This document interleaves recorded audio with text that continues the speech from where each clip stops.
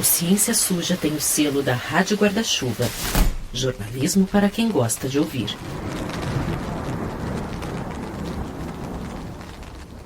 Antes de começar o episódio, eu queria recomendar para você o podcast Sinal de Vida. A Gabi e o Lucas, que tocam o podcast, foram para uma ilha onde tem uma raia super específica e incrível e acabaram se encontrando como pesquisadores, além de desencavarem os casos sinistros sobre o passado do lugar que eles visitaram, com direito a cemitério escondido e ruínas de um presídio. Ouve aí um recado deles e depois do nosso episódio aqui, já deixa o Sinal de Vida salvo no seu tocador. Você já presenciou uma cena que o mundo precisa saber, só que ninguém tava vendo? E se eu te disser que a gente foi pra uma ilha cheia de histórias assim?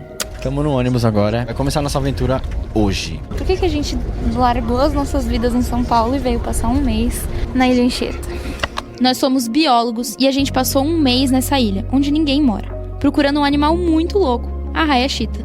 Voltando de um mergulho, A gente viu uma tartaruga muito grande. a gente viveu histórias incríveis e ainda descobriu alguns mistérios sobre a ilha que a gente quer compartilhar com você, porque a gente gravou a viagem toda. Gravando. Estamos indo, fazendo uma trilha, eu e Gabi. Eu tô muito cansada. Ouça Sinal de Vida, um podcast novo sobre viagem de campo e as vidas que se encontraram ali. Em todas as plataformas de áudio. A gente sabe que a gente está perdendo alguma parte na saúde, mas é onde a gente mora. A gente não tem condições de sair daqui, não tem. Vamos fazer o que a gente tem que ficar. Alugar casa não dá, ou aluga ou come, né? A Elisa de Fátima e o Flávio Saldanha, que você ouviu aí, são moradores do bairro São José, que fica a menos de 900 metros da refinaria Alberto Pasqualini, a Refap. Ela é um complexo industrial que ocupa uma área de 580 hectares no município de Canoas, vizinho de Esteio, e que ambos são situados na região metropolitana de Porto Alegre. Ali, os moradores respiram gases tóxicos emitidos no processo de refino do petróleo, que deveriam ser controlados ou minimizados, pelo menos. Mas eles não são. Pelo menos não da melhor maneira possível, porque muitas vezes os estudos ambientais e as fiscalizações falham e acabam deixando pessoas como a Fátima e o Flávio, e a Dirce, e o Selmar, e a Ruth, e o Peterson, e a Cíntia, doentes. Sim, o Ciência Suja ouviu todas essas pessoas que vivem ali perto da Refap, em um local que os sociólogos e outros pesquisadores chamam de zona de sacrifício. Você se sente ruim em questão à saúde, assim, a gente se sente. Você se sente prejudicado para a gente, se sentindo. Mas só vão sentir, não tem você sem fazer nada. E não tem ninguém que faça nada. E a gente não tem força e nem condições. E é claro que isso não está restrito à Refap. Zonas de sacrifício são regiões que ficam perto de grandes indústrias, como mineradoras, petroquímicas, termoelétricas e siderúrgicas, e que não são levadas em conta por esses grandes empreendimentos, inclusive na hora do licenciamento ambiental. Até porque, se fossem, e se a lei fosse seguida à risca, talvez alguns desses empreendimentos sequer seriam licenciados. Pelo menos, não da forma como foram pensados inicialmente. São muitos episódios recorrentes, né? E a população sofre, né? Acaba que quem sofre sempre é aquele que não tem voz. Nesse episódio, a gente vai rodar pelo Brasil. Até porque o modus operandi usado para maquiar os impactos na saúde dos vizinhos da Refap, e a gente vai entrar nisso, difere pouco do que acontece, por exemplo, na refinaria Abreu e Lima, e em Pojuca, no litoral de Pernambuco, ou no porto de Cabiúnas, em Macaé, no Rio de Janeiro. Ou até de maneira mais ampla do que aconteceu nos 5 bairros de Maceió que afundaram por causa da extração de sal-gema da Braskem. Ou em Altamira, onde a hidrelétrica de Belo Monte transfigurou a vida em parte da bacia do rio Xingu, na Amazônia. E tem ainda o histórico caso de Cubatão, na Baixada Santista, em São Paulo, que já foi chamado de Vale da Morte, né? Esses agentes, né, da ciência, eles produzem um dado com viés de omissão proposital, intencional de não revelar o panorama sanitário e os riscos anunciados. Nesse episódio, a gente vai trazer os casos da Refap, da Abreu e Lima, do Polo Industrial de Macaé e de Cubatão, para mostrar como a busca cega por um suposto progresso que não segue a ciência, cria injustiça climática e essas zonas de sacrifício. E vamos mostrar como esses locais são perigosos para a saúde e a natureza. E você vai ver também como essas histórias todas são unidas por maquiagem de dados, omissão de órgãos de controle e, no fim, por abandono de pessoas mais fragilizadas. Eu sou o Theo Rupreste. Eu sou a Carolina Marcelino e essa é a 5ª temporada do Ciência Suja, o podcast que mostra que em crimes contra a ciência, as vítimas somos todos nós.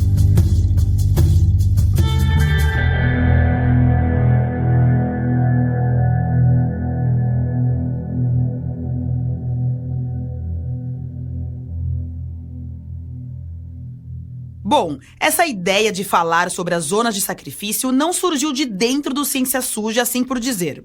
Ela veio em uma chamada de pauta que a gente fez esse ano e que tinha o foco de selecionar histórias apuradas por pessoas de fora do eixo Rio-São Paulo. Então, fica logo de cara mais um obrigado para todo mundo que mandou suas pautas. Teve muita coisa boa que a gente não vai conseguir abordar nessa temporada, mas quem sabe no futuro, né? Isso. E entre as propostas veio a pauta do João Antônio Strebe e da Silvia Lisboa, que são do Rio Grande do Sul. Os dois são do estúdio Fronteira, que tem sede em Porto Alegre e é especializado em reportagens. Sejam bem-vindos, gente. Oi, galera. Como fã do Ciência Suja e jornalista, é muito legal estar contribuindo aqui com vocês.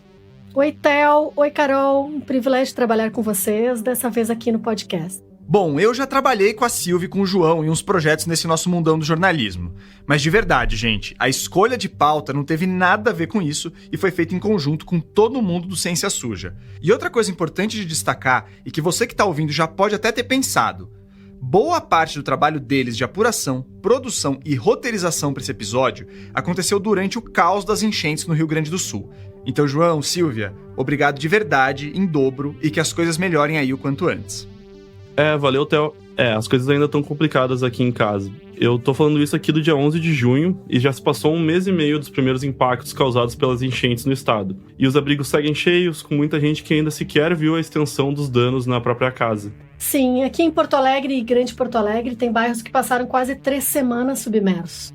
Fui também ao Vale do Taquari, outra região muito atingida pelas enchentes, e a devastação é enorme, até difícil de assimilar. Após a 3ª enchente em menos de 1 ano, muitos agricultores já estão convencidos de que áreas usadas para agricultura terão de ser restauradas e conservadas para evitar que o excesso de chuva provoque tantos estragos, na contramão do que pensa o próprio governo estadual.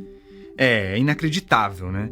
E assim, o descaso das autoridades com o meio ambiente e seus possíveis impactos, de certa forma, explica tanto as zonas de sacrifício como o que está acontecendo no Rio Grande do Sul, né? No caso específico das enchentes, a manutenção de bombas que jogariam a água para fora de Porto Alegre e de outras estruturas não foram feitas. E o governador Eduardo Leite vinha também flexibilizando normas ambientais e mesmo sugerindo a destruição de estruturas de contenção das águas.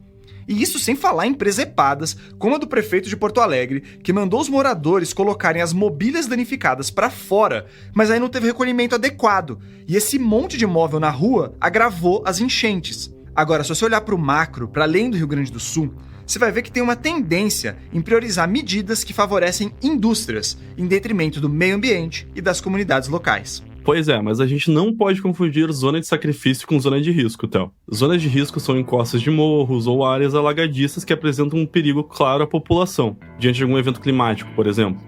As comunidades das zonas de risco são as primeiras vítimas dos desastres ambientais. As enchentes que aconteceram aqui em maio no Rio Grande do Sul impactaram até quem não morava nas zonas de risco tradicionais, por assim dizer. Mas o caso ainda assim entra nessa definição de um evento climático extremo, afetando regiões de risco, entre aspas, por mais que esse conceito precise ser reavaliado diante do tamanho da tragédia. E também não dá para negar que as regiões mais vulneráveis, geralmente habitadas por pessoas de baixa renda, foram as mais afetadas. Já a zona de sacrifício é aquilo que a Carol falou na abertura.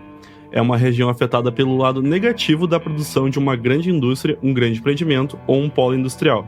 Boa, anotado, João. E esse conceito, zona de sacrifício, não é novo, aliás. Vamos voltar para o dia 8 de novembro de 1973 e dar uma visitinha na Casa Branca, onde o então presidente dos Estados Unidos, Richard Nixon, fez um pronunciamento importante e meio problemático para o meio ambiente. A gente traduziu aqui um trecho para você.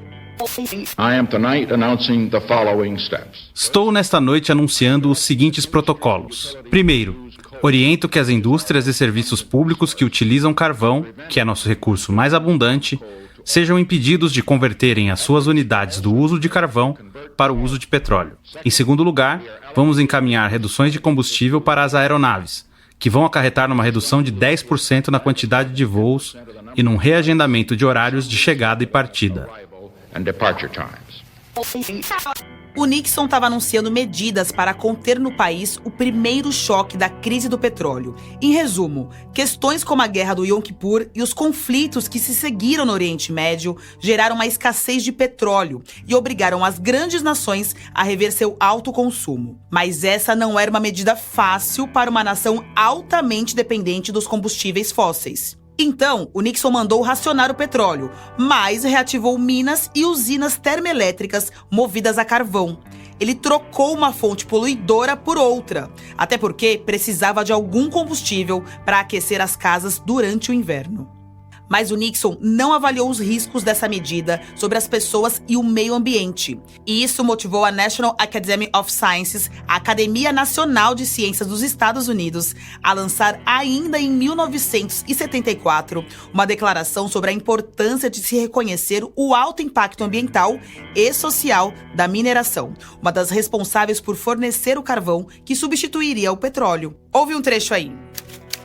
Nos extremos, se as terras mineradas forem declaradas zonas de sacrifício nacional, todas as zonas ecológicas têm uma alta probabilidade de serem reabilitadas com sucesso.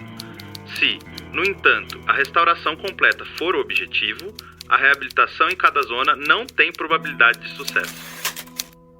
Difícil de entender, né? Pois é, o texto da Academia Nacional de Ciências até sofreu críticas por esse tom complicado. Mesmo lendo o roteiro, eu ainda não sei se entendi isso direito, para falar a verdade. Mas a ideia era chamar a atenção sobre a dificuldade de se recuperar as terras devastadas pela mineração e não ampliar sem qualquer critério essa atividade econômica. Aliás, a gente falou bastante de mineração nos 2 episódios passados. Muitas mineradoras externalizam seus riscos e impactam comunidades locais com o lado negativo de seus empreendimentos, gerando essas zonas de sacrifício. Se você não ouviu, você tá perdendo, hein? Pois é, mas voltando para esse comunicado complicado aí, o que pegou mesmo foi o termo zonas de sacrifício, usado para classificar essas áreas devastadas por certas atividades econômicas. Na década de 80, movimentos sociais começaram a usar a expressão zonas de sacrifício em denúncias e protestos contra empreendimentos de alto impacto ambiental, como aterros sanitários, estações de tratamento de esgoto, termoelétricas, siderúrgicas e petroquímicas. E a expressão foi escolhida para se referir não só às áreas onde esses empreendimentos eram instalados, mas às comunidades, que eram majoritariamente negras e pobres, que viviam próximas a eles. E aí o conceito desembarcou no Brasil pelas mãos de sociólogos e antropólogos, para se referir a áreas ignoradas pelas empresas e negligenciadas pelo poder público. Elas estariam sendo sacrificadas para benefício de poucos e para prejuízo de muitas pessoas.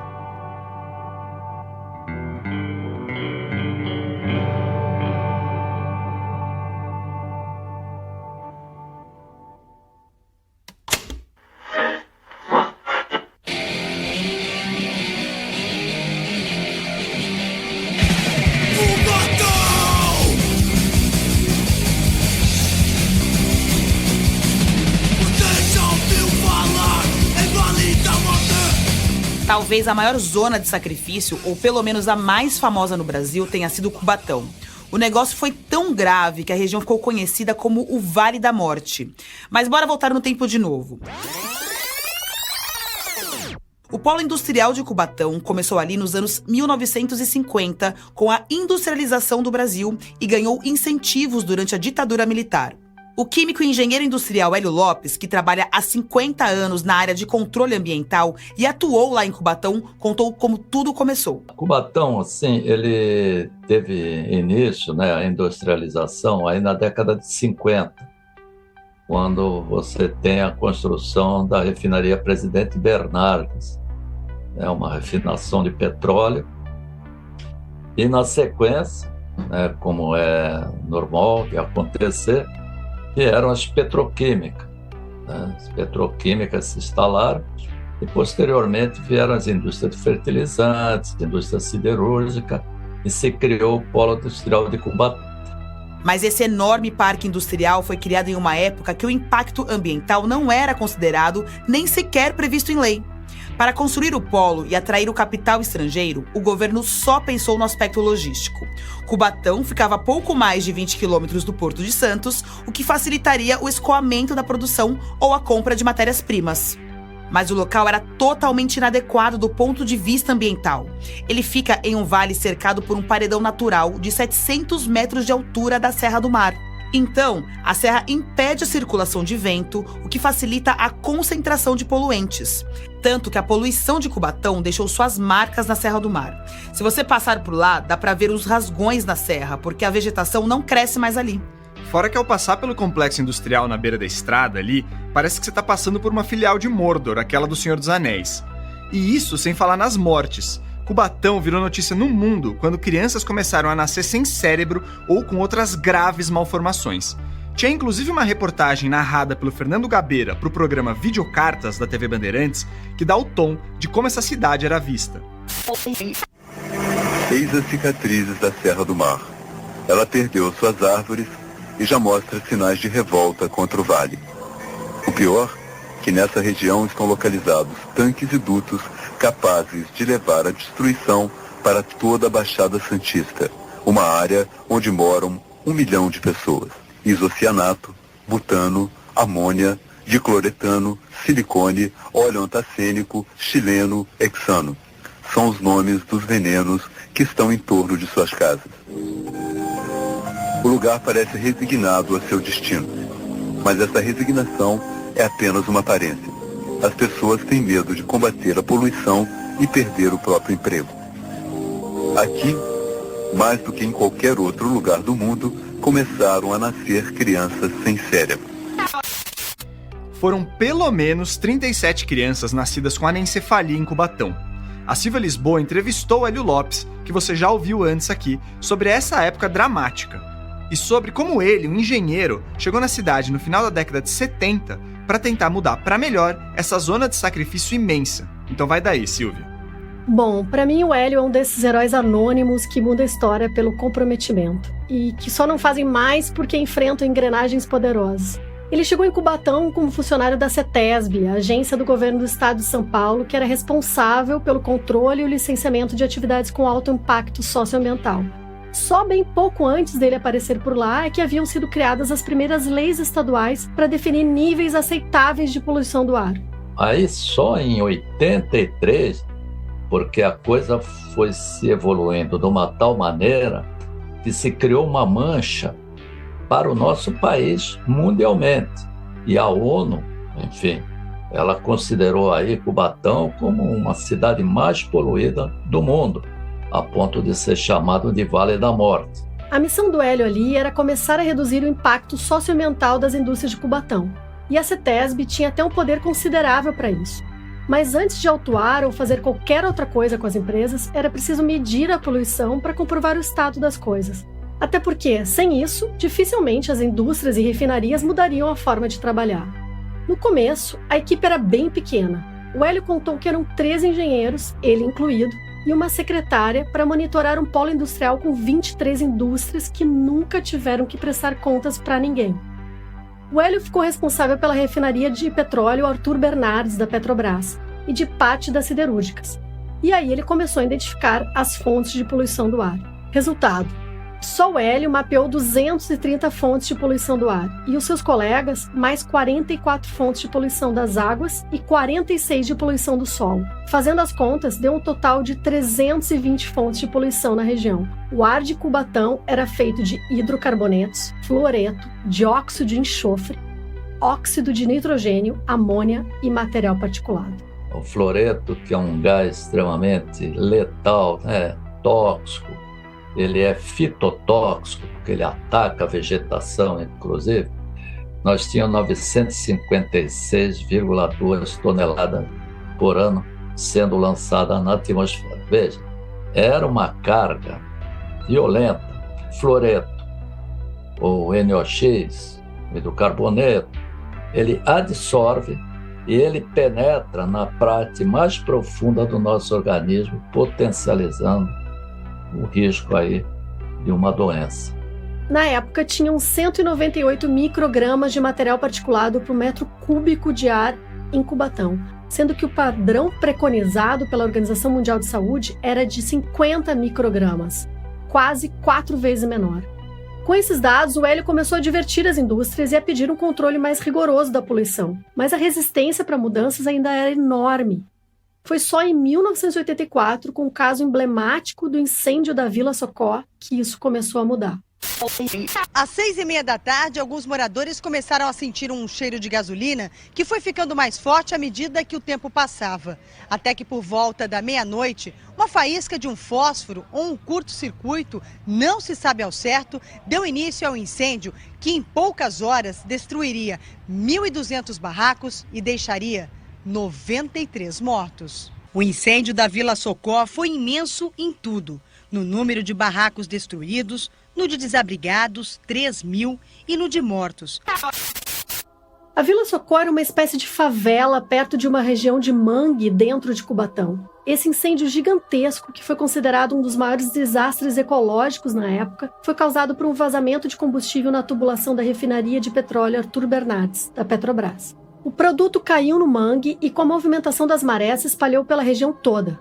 Isso tudo segundo uma matéria da Agência Brasil, tá, gente? Apesar da ditadura possivelmente ter tentado silenciar o caso, a proporção do desastre era muito grande. Com apelo popular e atenção da mídia, o Hélio e seus colegas da CETESB mandaram todas as indústrias implantarem a melhor tecnologia disponível para controle da poluição e para medidas de segurança. As empresas reclamaram, mas foram obrigadas a seguir regras mínimas após o incêndio. Nos anos seguintes, começou a acontecer uma transformação em Cubatão. Fiscalização e regulamentações mais apertadas, ações contínuas da CETESB, responsabilização das empresas. Muito graças ao esforço do Hélio e de seus colegas, a poluição de lá caiu consideravelmente. O material informativo deste ano da própria CETESB informa que houve uma redução de 95% nas emissões dos principais poluentes gerados. Enfim, a gente vai voltar na história de Cubatão, mas agora é hora de vir para o presente, em um local mais perto aqui da minha casa e do João.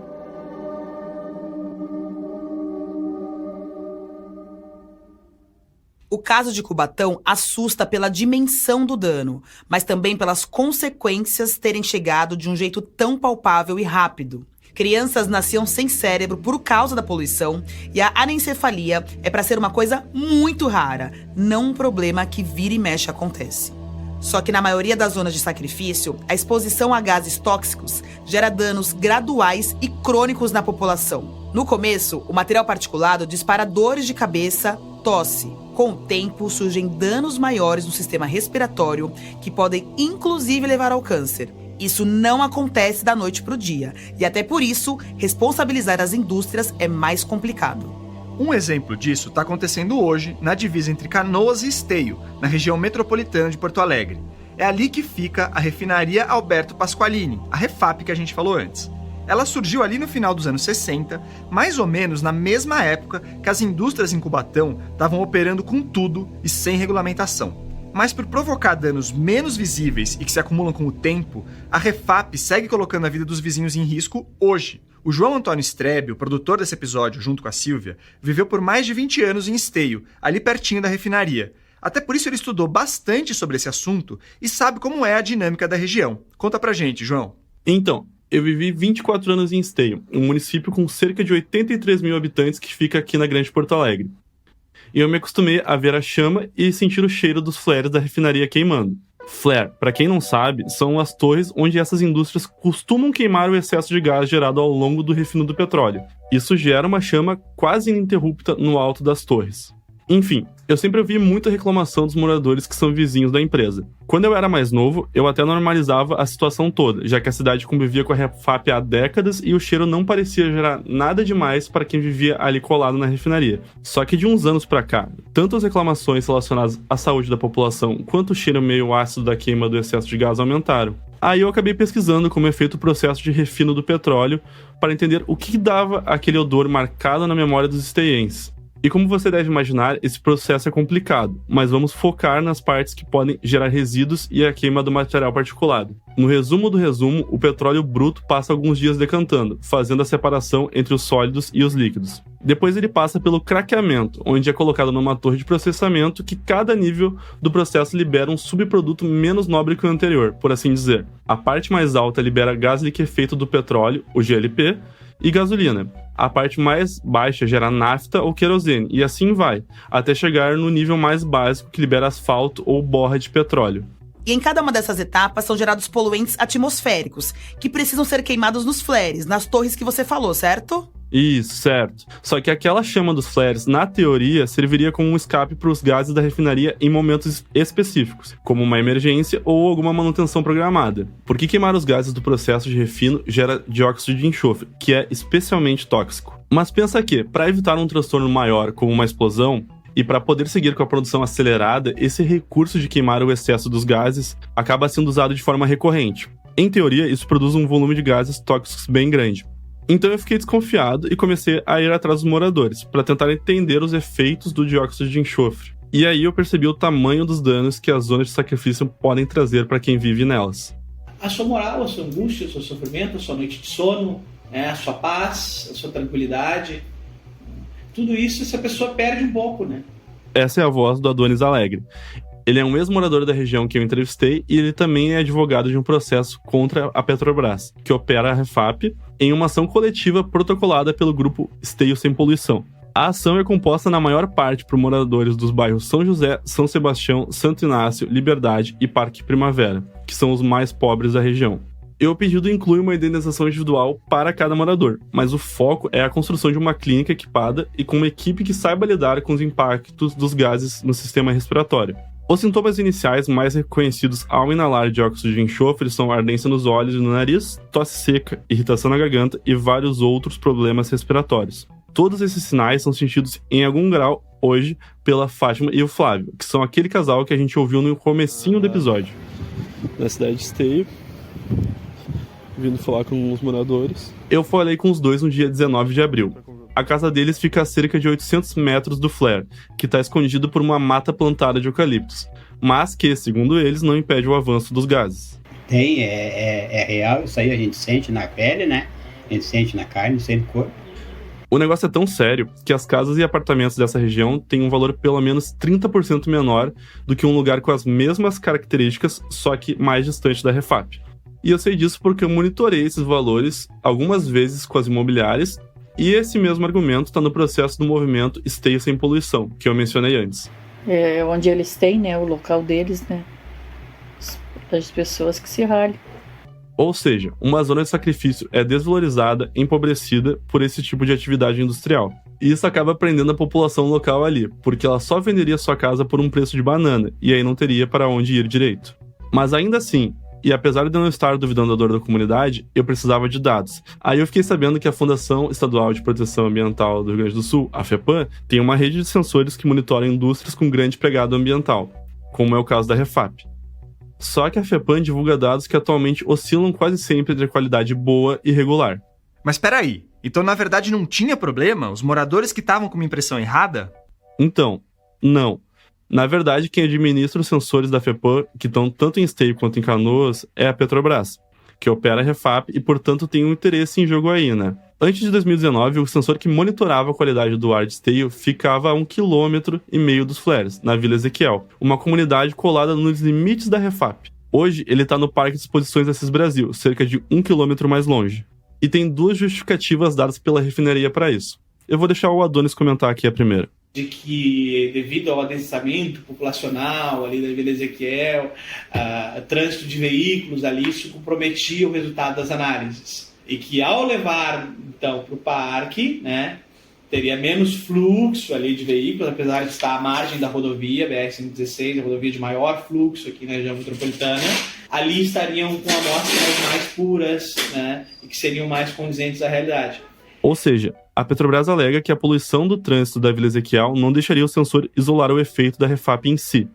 Só que o local atual está na margem de uma estrada movimentada também, então é questionável esse argumento. Aliás, eles chegaram a alegar que as churrasqueiras e bicos de solda poderiam afetar a medição nesse endereço. Isso eu tirei das mais de 2.000 páginas do processo movido pelo grupo Esteio Sem Poluição. A outra justificativa também está lá, dentro de um relatório de impacto ambiental elaborado por uma consultoria terceirizada. A alegação é que o terreno original do sensor ali na Vila Ezequiel só era alocado pela Petrobras, e o dono não pagou o financiamento e precisou repassar o terreno para a justiça. E como o Parque Assis Brasil é público, mas cercado, a empresa moveu o sensor para lá. Existe sim uma simulação de dispersão que alega que o novo local seria similar ao antigo, mas ela foi feita pela própria Refap. Então, assim, independente do argumento usado, não foram questões científicas genuínas ou pelo menos confiáveis que motivaram a mudança de lugar do sensor de poluição.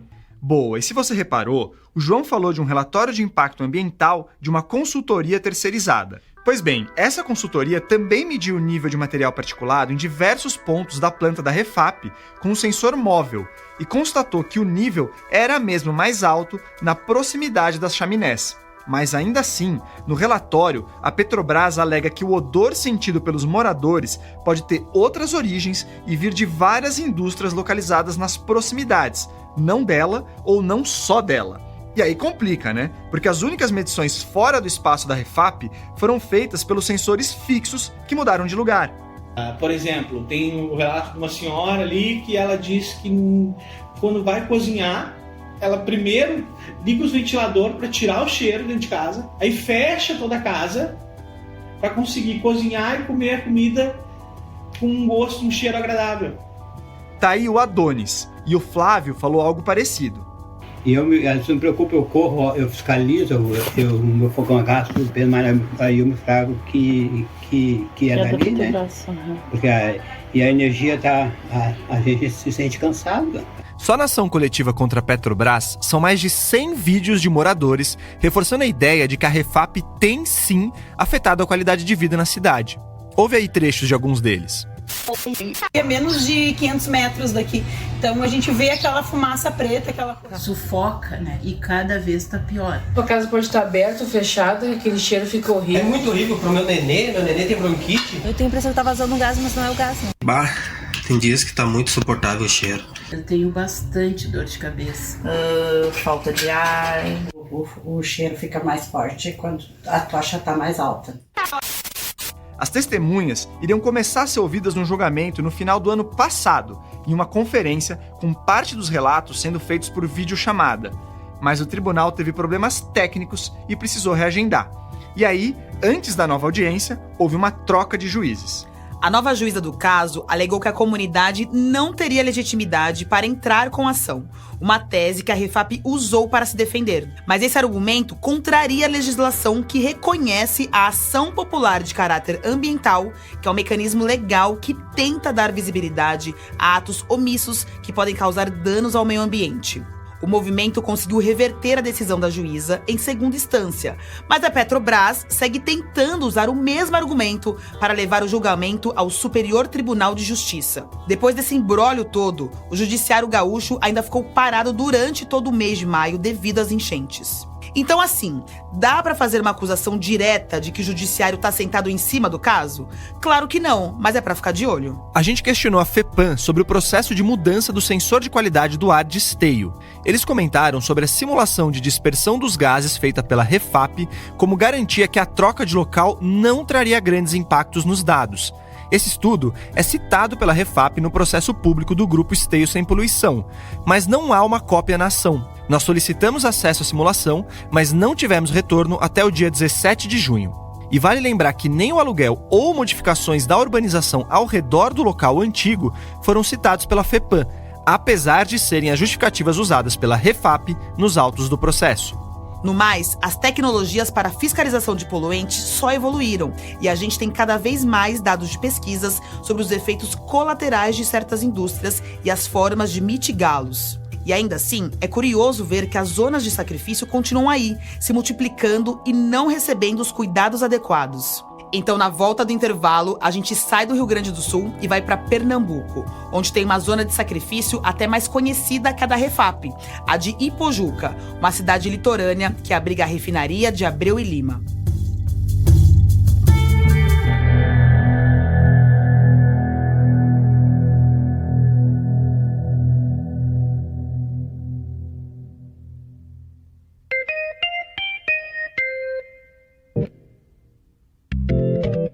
Esse intervalo é para lembrar que o Ciência Suja tem o apoio do Instituto Serra Pilheira, que fomenta projetos de pesquisa e divulgação científica. E o Serra Pilheira, aliás, também apoia o podcast Torpor, que estreou faz pouco tempo e já tá fazendo barulho. Então ouve o Léo Aquino, um dos apresentadores. Oi, gente, meu nome é Leonardo Aquino, eu sou jornalista e queria te convidar para ouvir o podcast que eu passei os últimos 11 meses produzindo, o Torpor. São 5 episódios no formato audiodocumentário em que eu falo da história milenar de uso e abuso dos derivados do ópio, desde as sociedades antigas que usavam essa substância para curar diversas doenças até a crise dos opioides no século XXI, com as overdoses em massa que têm acontecido nos Estados Unidos. Eu pesquisei livros, jornais, artigos científicos e também entrevistei especialistas e pessoas que tiveram a vida tocada de alguma forma pelos opioides. É uma história que consegue englobar diversas áreas do conhecimento e que também diz muito sobre a nossa relação com a dor. Então, eu reforço o convite. Torpor. Já procura nas principais plataformas de áudio para receber as notificações toda vez que sair um episódio novo. Ou então acessa o site www.torpor.com.br. Até mais!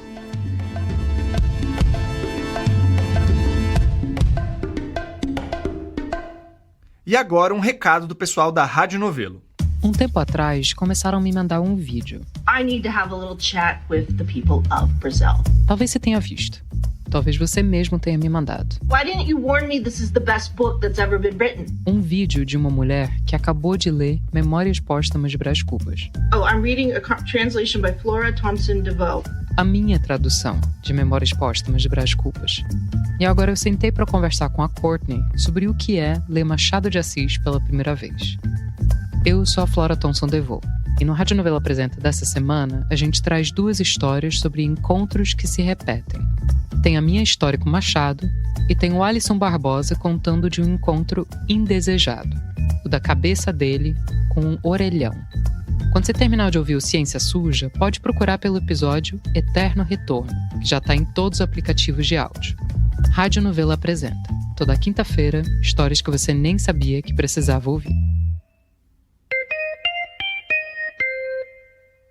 A cidade de Pojuca fica na Grande Recife, no litoral de Pernambuco. É daqueles lugares com praias paradisíacas de água clarinha, mas é ali também que está a refinaria de Abreu e Lima. Tanto Ipojuca quanto uma das cidades vizinhas, Cabo de Santo Agostinho, viraram zonas de sacrifício após a implantação da refinaria, em 2014. Para falar sobre isso, a gente conversou com o professor da Universidade Federal de Pernambuco, José Marcos Silva, que é um craque em analisar estudos e relatórios de impacto ambiental e apontar eventuais problemas. Não sei se vocês lembraram, em 2019 teve o derrame do petróleo, derramamento. Apareceu manchas enormes aqui. Opa, se a gente lembra. Mas esse assunto vai render um outro episódio nessa temporada ainda, então vamos deixar isso de lado por enquanto. O José Marcos Silva tem uma formação extensa e, sei lá, meio inusitada para quem tá nessa área. Ele é formado em fonoaudiologia, letras e filosofia. Mas o negócio é que o José Marcos trabalhou na saúde pública de Pojuca, atendendo em um postinho na região, num programa de saúde da família. E isso bem na época da construção da refinaria e no início da sua operação. E essa experiência redirecionou a sua carreira. A partir daí, ele fez mestrado e doutorado em Ciências da Saúde e Direitos Humanos para entender o que estava ocorrendo na região. Foi aí que o José Marcos começou a revelar as falhas dos estudos e relatórios para licenciamentos ambientais, os EIA-RIMAS. Ele contou pra gente sobre como foi esse processo durante a construção da Abreu e Lima. Tudo começou, claro, com uma supervalorização dos efeitos positivos de um grande empreendimento na região. Eu trabalhando em Pojuca, começou aquele auê, né? Vem uma refinaria, a chantagem locacional. Vai ter emprego, todo mundo vai ficar rico. E vamos lá, um auê. Bom, de fato alguém ficou rico. As empreiteiras envolvidas na obra da refinaria Abreu e Lima, que foi construída entre 2005 e 2014, foram alvo das investigações da Operação Lava Jato pelo superfaturamento da construção, que aumentou quase 8 vezes no decorrer do processo. Mesmo tendo feito parte do pacote de privatizações do ex-presidente Michel Temer, a refinaria segue pública, virou a nova menina dos olhos da Petrobras e pode passar até por uma expansão da capacidade produtiva. Em compensação, a região ao redor dela não tá com essa bola toda. Ipojuca tem o 3º maior PIB do estado, muito por causa da produção da refinaria, mas fica apenas na 45ª posição em INDH, com baixo índice de conclusão do ensino médio e apenas 20% das casas com saneamento básico. Cabo de Santo Agostinho tem o 4º maior PIB, mas também deixa a desejar no saneamento básico, que não atinge 15% da população. O José Marcos observou no próprio consultório os impactos que surgem antes mesmo de começarem os efeitos da poluição gerada pela refinaria. E eu vou explicar. É que, como em Cubatão, a geografia de Pojuca não foi respeitada, o que, nesse caso, gerou efeitos colaterais nas praias. Essa refinaria foi implantada num local onde não deveria, do ponto de vista dos planos diretores das cidades. É local de praia. É local de praia, é local de turismo. A gente está vivendo já questões ligadas à contaminação das praias por causa da lavagem dos fundos de navios, por exemplo. Essa lavagem de fundos de navios petroleiros é um processo que precisa ser feito periodicamente para tirar os resíduos de petróleo e gases, para fazer consertos ou para receber novas cargas. O navio petroleiro é como um posto de combustível, com muitos resíduos tóxicos e altamente inflamáveis que podem gerar contaminação dos mares e do ar. Segundo José Marcos, as análises usadas para montar os EIA-RIMAs da Abreu e Lima, que são aqueles licenciamentos ambientais, não levaram em conta a relação da população com o meio ambiente. E Pojuca e Cabo de Santo Agostinho tinham, por exemplo, uma cultura de pesca antes da implantação da refinaria e que foi completamente desconsiderada. E aí, muitas pessoas foram realocadas para locais onde não dava para pescar, pelo menos como um sustento adequado. E o que eles fazem, geralmente? Alocam para um lugar totalmente inadequado para a vida daquelas pessoas. Você chegava lá, tinha um pescador, era o único da casa, do local, que decidiu ficar, que não ia embora. E a gente perguntava por quê? Porque minha vida é aqui. Não é uma questão de ter um lugar para morar, é porque eu vou à praia todo dia eu vou na ilha, eu pego minha rede, meu barco está aqui. Onde é que eu vou morar lá no fim do mundo? A legislação prevê que um estudo de impacto ambiental é necessário em quase todo o processo de requisição de licença. E nesse estudo é preciso fazer o panorama sanitário do local onde a empresa vai ser implantada. Isso significa coletar dados aprofundados de toda a região para ver como a instalação de uma refinaria, por exemplo, altera a fauna, a flora e a dinâmica social local e como isso afeta a qualidade de vida da população. Só que eles não fazem nenhuma pesquisa de dado primário, que é ir ao campo, ir no lugar. Imagina se um biólogo vai conversar vai catalogar espécies de peixes lá e conversa com o pescador. Olha, qual o peixe que você pega aqui? O pescador conta tudo aquilo, ele cataloga muito mais. O que o José Marcos quer dizer é que se fossem a campo para valer, os responsáveis por essas coletas possivelmente iriam ver que tem muito mais peixe, muito mais planta, muito mais bicho e muito mais gente dependendo desse ecossistema do que o que está registrado em um mapa feito à distância ou em cima de estimativas. E aí, claro, um relatório que incluísse essa pesquisa de campo mais detalhada mostraria um impacto socioambiental muito maior ao instalar uma refinaria em dada região. Ora, em vez de dizer que uma refinaria afetaria 10 espécies de peixe, o relatório diria que afeta 100, sei lá. E aí ficaria mais difícil ou mais caro de implantar uma indústria. Entendeu a lógica? De acordo com José Marcos e com Hélio Lopes, aquele engenheiro que contou pra gente sobre Cubatão, as empresas fazem EIA-RIMAs que não retratam de modo fidedigno como as coisas eram antes da implantação desses empreendimentos. E o fato desse mapeamento ser falho dificulta a fiscalização. Se não existem dados prévios sobre como era aquele ambiente, como eu garanto que os danos foram causados pelo empreendimento? Fica mais complicado. As secretarias do meio ambiente e os órgãos de fiscalização federais e estaduais não deveriam aceitar estudos assim, mas não é isso que ocorre, segundo o pessoal que a gente entrevistou. Nenhum dos 9 estudos de impacto ambiental de petroquímicas brasileiras analisados pelo José Marcos ouviram as comunidades que seriam afetadas, e isso é uma etapa obrigatória. No EIA-RIMA de Abreu e Lima, por exemplo, os consultores que assinam o estudo sugerem que os pescadores de Pojuca não compreendem bem o seu ofício e deveriam usar lanchas para pescar em alto mar, já que perderiam seu acesso à praia com a instalação do complexo. E o dano às áreas de mangue da Mata Atlântica também não é mencionado, sendo que a refinaria foi erguida em zona costeira. E a inexistência dessas informações sobre o ecossistema local, além de dificultar a busca por culpados em casos de impactos deletérios, basicamente bloqueia ações de mitigação. Se ele coloca como impacto o aumento de doenças respiratórias, lá no momento do próprio estudo de impacto ambiental vai ter uma parte de minimização e compensação dos impactos. Tá? Medidas compensatórias e de minimização dos impactos. Eles têm que anunciar o que vai fazer. Se ele anuncia no diagnóstico o problema, nas medidas compensatórias, eles vai ter que minimizar ou compensar. Essas ações de mitigação, aliás, deveriam ter um cronograma claro e factível para que o órgão ambiental possa fiscalizar e cobrar. Só que, de novo, sem uma análise prévia detalhada, quando a população local começa a aparecer no PS tossindo, a refinaria pode alegar que não tem nada a ver com isso, até porque não daria para saber se o pessoal já não estava mal antes, entendeu? Então ela consegue alegar que opera dentro da lei, porque recebeu o licenciamento e o Estado não pediu nada nesse sentido. Fica difícil até para o Ministério Público cobrar. Já começa interpretando errado a legislação. E muita gente, às vezes, até pela falta desse conhecimento técnico, acaba dando um parecer errado. Muitas vezes é por ignorância, mas muitas vezes é por pressão também. Tá aí o Hélio Lopes para não me deixar mentir. Segundo ele, José Marcos, se os licenciamentos fossem feitos corretamente, conforme manda a lei, as zonas de sacrifício seriam mais raras. Então, assim, é lamentável, o licenciamento ele é bom, ele tem a perspectiva de prevenção. Se ele for colocado em prática minimamente, como está previsto em lei, ele cumpre seu papel.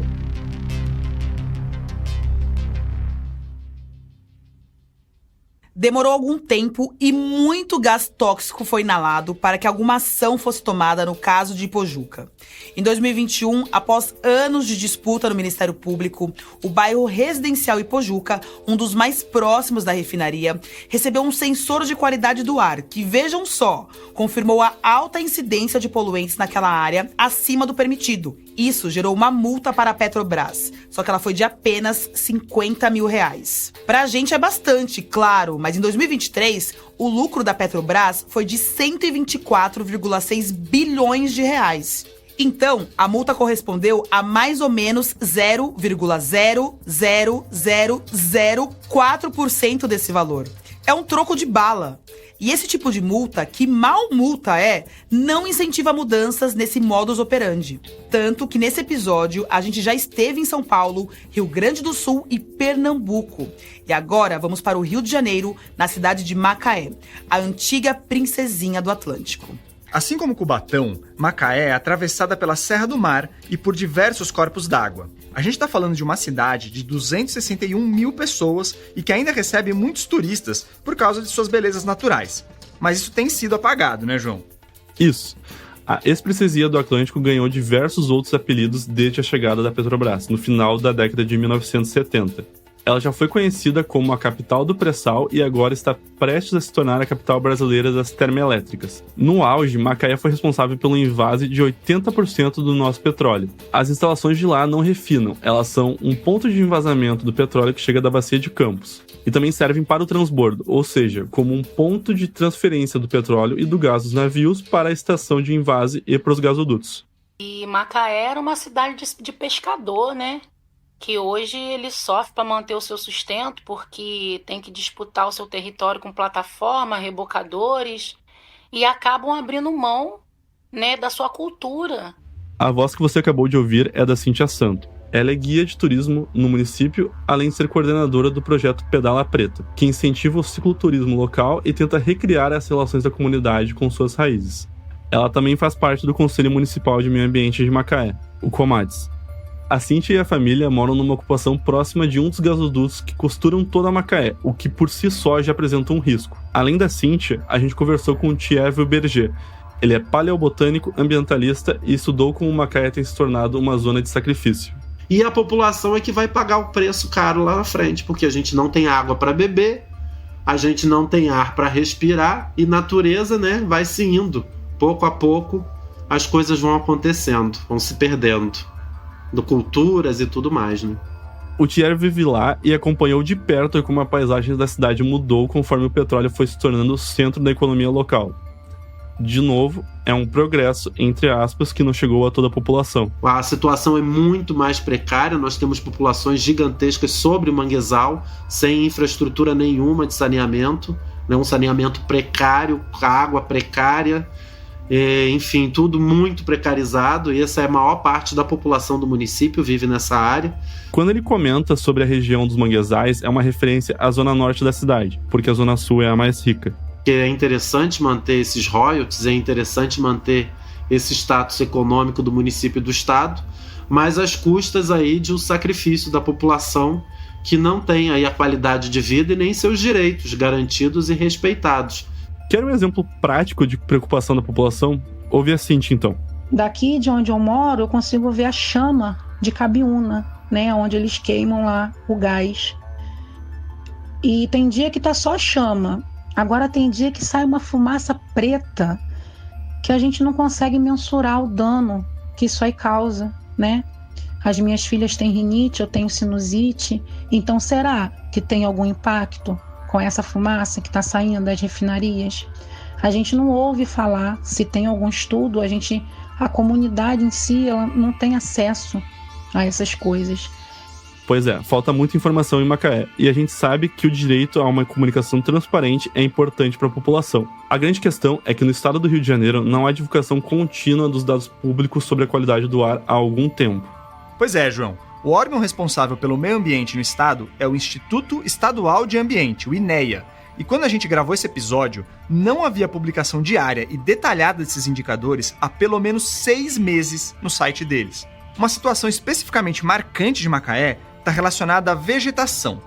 Além dos mangues, a região é riquíssima em árvores frutíferas, inclusive dentro dos limites do polo de envasamento de gás. E tem um negócio curioso, as empresas de lá proíbem o consumo de qualquer alimento que cresceu dentro dos limites do polo industrial.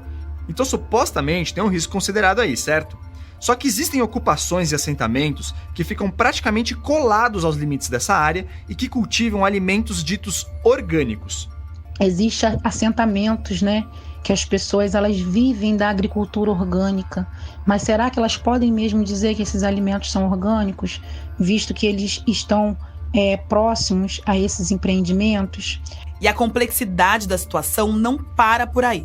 Os moradores do assentamento Celso Daniel, um dos próximos ao polo, produzem as hortaliças e os legumes orgânicos que abastecem a rede de ensino público da cidade de Macaé. Esses vegetais são usados na merenda das crianças. Então, como que eu não posso comer a fruta dentro de Cabiúnas, mas as crianças podem comer os legumes e as verduras produzidas pelos assentados de modo orgânico, né? Mas que a gente não sabe se está contaminado ou não. A Prefeitura de Macaé disse não ser responsabilidade dela analisar se os alimentos estão contaminados por resíduos de agroquímicos. Ela sugeriu que a gente falasse com o INCRA, que seria o responsável pelos assentamentos. Mas, ao que parece, faltou eles entrarem num acordo. O INCRA nos enviou uma nota indicando que o papel do Instituto nos assentamentos se restringe à seleção, liberação de créditos e assistência técnica às comunidades. O controle sanitário dos alimentos ficaria sob responsabilidade dos órgãos municipais e estaduais. Novamente questionado sobre a qualidade dos alimentos, as secretarias de Macaé não emitiram nenhum posicionamento até o dia 18 de junho.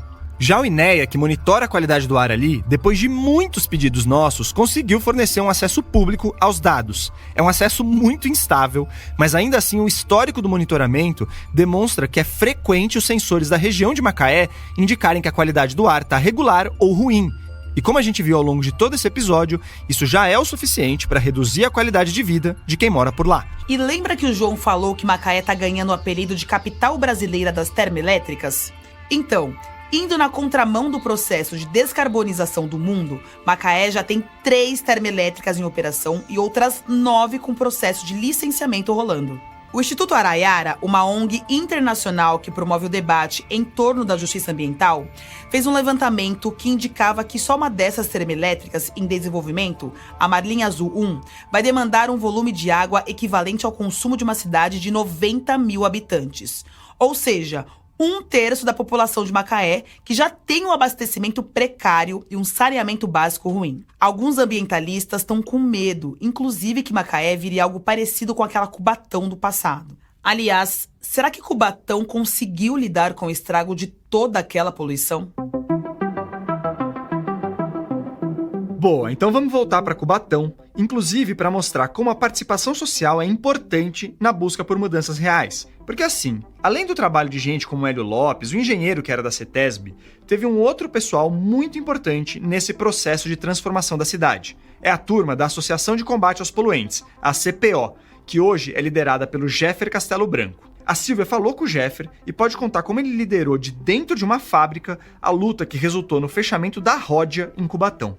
Aliás, a Rod é uma indústria química multinacional de origem francesa, para quem não sabe.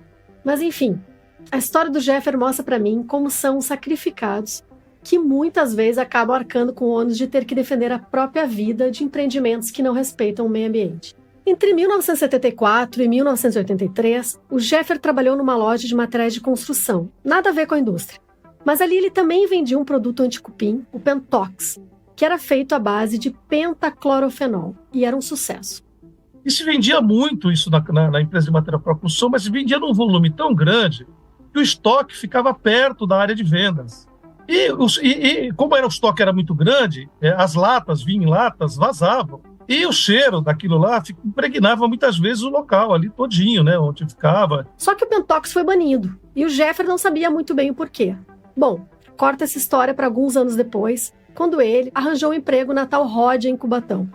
Ali o Jeffer descobriu que era a Rod que fabricava o Pentox, e ele viu com os próprios olhos o motivo real de o produto ter sido retirado do mercado. Porque dentro daquela fábrica, daquela unidade industrial, existia um grupo de trabalhadores que eles eram remanescentes da antiga fábrica, que já tinha fechado, eu não peguei ela funcionando, que se chamava essa fábrica se chamava Penta, um apelido de Penta.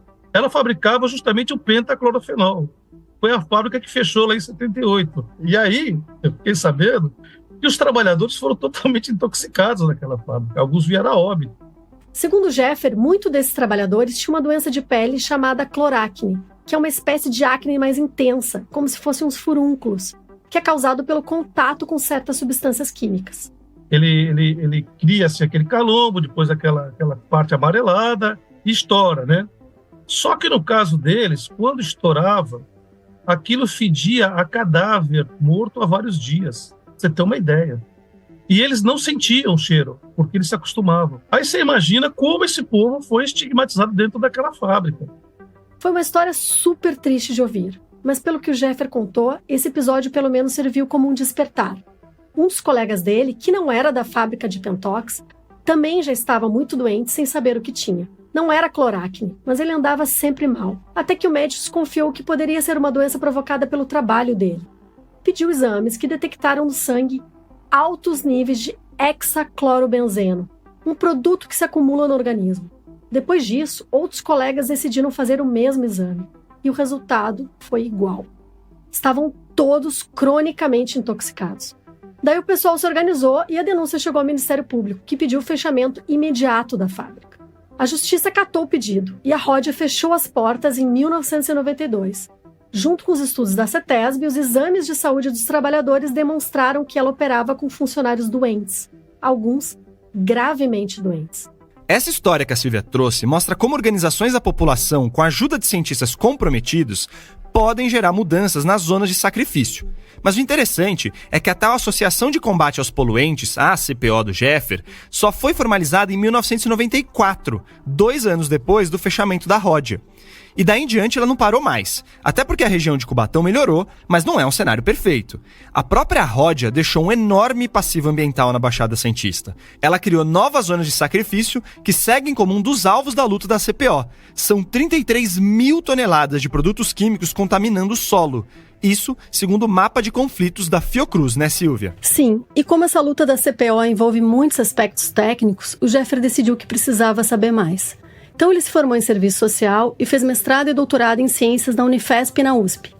A tese dele, aliás, investigou o quanto médicos e enfermeiros de unidades básicas de saúde das cidades de Santos, Cubatão e São Vicente sabiam sobre intoxicação por gases tóxicos e o impacto da exposição a produtos químicos. Ao todo, ele entrevistou 869 profissionais de 86 UBSs. E aí eu fiquei curioso em saber qual era o conhecimento de formação prática da saúde por estar tão longe dessa discussão, né? A formação é quase zero e reflete na prática que é quase nenhuma, né? Ou seja, o pessoal sabia muito pouco sobre os efeitos desses gases, sobre como fazer o tratamento e também sobre como endereçar isso para as autoridades. Em tese, dá um melhoral, um remédio para dor de cabeça e manda para casa. Segundo Jeffer, não há nem conhecimento, nem um protocolo estabelecido para relacionar eventuais sintomas ao ambiente onde a pessoa vive. A questão do licenciamento, a opinião da saúde é uma folha que fica no meio, nem lida né? Fica lá no meio do licenciamento, E mesmo que estiver falando alguma coisa, ninguém liga, né? Isso que é o peso da saúde, do licenciamento ambiental. E isso é um negócio que parece repetir em todas as histórias que a Silvia e o João trouxeram pra gente, de Esteio a Ipojuca. O Jeffer, o Hélio, o José Marcos, o Thiers, o Adonis e outras pessoas estão nesse esforço para conscientizar especialistas e órgãos de controle que a gente precisa de mais atenção no combate aos poluentes, não menos. A gente falou da importância do licenciamento ambiental e desse licenciamento seguir as regras. E é por isso que eu vou te falar que até desanima um pouco ver essa ferramenta sendo atacada hoje em dia, em vez de fortalecida.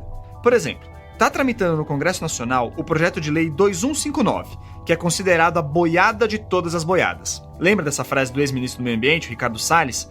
Pois bem, esse projeto dispensa de licenciamento vários empreendimentos de altíssimo impacto ambiental. Ele torna o licenciamento ambiental uma exceção. Se o negócio já tá falho hoje, imagina com uma flexibilização dessas. A Silvia, aliás, fez uma reportagem bem interessante para Suma Uma sobre o assunto. Pois é, Theo. Depois leiam lá, pessoal. Nessa matéria, eu entrevistei o Márcio Astrini, que é o secretário executivo do Observatório do Clima. E ele me disse que a boiada atravessou a rua, passou do Planalto para o Congresso. E isso é especialmente ruim, porque o executivo consegue contornar certas leis com portarias e decretos malandros. Mas o que a gente está falando agora é de mudar a própria lei, o que ainda é pior. É estranho ver esse debate acontecendo agora, que a gente acabou de viver o maior desastre ambiental no Rio Grande do Sul, e certamente um dos maiores do Brasil, em extensão de área e pessoas atingidas. Enchentes como essa são mais comuns por causa das mudanças climáticas. E as mudanças climáticas são intensificadas pela falta de rigor no controle de poluentes. E mesmo assim, o Congresso acha que vale fazer leis que facilitam o despejo de novas emissões de gases do efeito estufa na atmosfera. Os licenciamentos podem e devem ser melhorados, não enfraquecidos. Sem eles, nós vamos ter mais episódios como os de Cubatão, Esteio, Ipojuca e Macaé.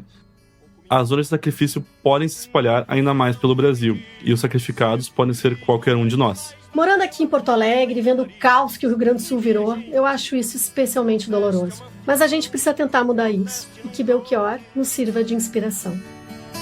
Não, eu não sou do lugar dos esquecidos, não sou da nação dos condenados, não sou do sertão dos ofendidos, você sabe bem, conheço meu lugar, conheço meu lugar, conheço meu lugar.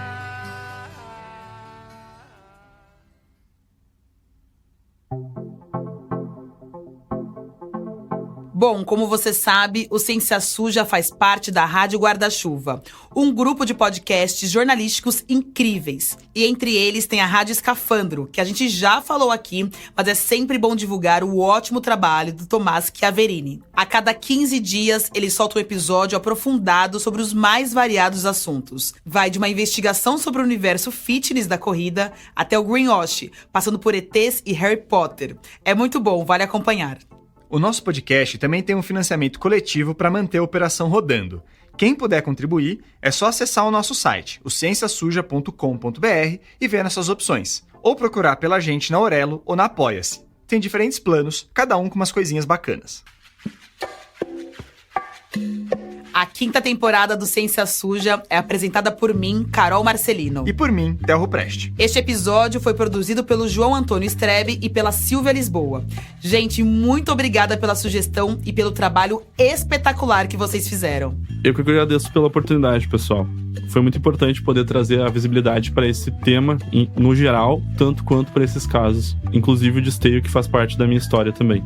Eu agradeço muito também e eu espero continuar investigando todas essas histórias que a gente ouviu, porque elas ainda têm repercussão ainda hoje. O roteiro é do João e da Silvia e a edição de texto é minha, com apoio da Chloé Pinheiro, do Felipe Barbosa e do Pedro Belo. A edição de som, a mixagem, as trilhas originais e a masterização são do Felipe. As artes das capas e o projeto gráfico do Ciência Suja são da Mayla Tanferri e do Guilherme Henrique. As vozes complementares são do Pedro Belo. Nesse episódio, nós usamos áudios do canal da Associated Press Archive no YouTube, de uma reportagem do Fernando Gabeira sobre Cubatão para o programa Videocartas da TV Bandeirantes, também disponível no YouTube, e de uma reportagem sobre o os 30 anos do incêndio da Vila Socó, produzida pela TV Tribuna, afiliada da Rede Globo em Santos. Também de Santos é a banda Psych Possessor, de quem nós usamos um trechinho da música Cubatão. E agora, mais no finalzinho, você ouviu um pedaço da música Conheço o Meu Lugar, na voz do Belchior. E você também ouviu trechos curtos de depoimentos de moradores no processo do grupo Esteio Sem Poluição contra a Petrobras, que opera a Refap. O nosso site foi desenvolvido pelo Estúdio Barbatana. Nele ou no seu tocador favorito no YouTube, você encontra todos os episódios do Ciência Suja. Siga a gente nas redes sociais. O Ciência Suja tá no Instagram, no Twitter, no Facebook e no TikTok. A gente se vê daqui a 2 semanas no 4º episódio dessa temporada. Não conta pra ninguém, mas vai ser sobre suplementos alimentares. Até lá!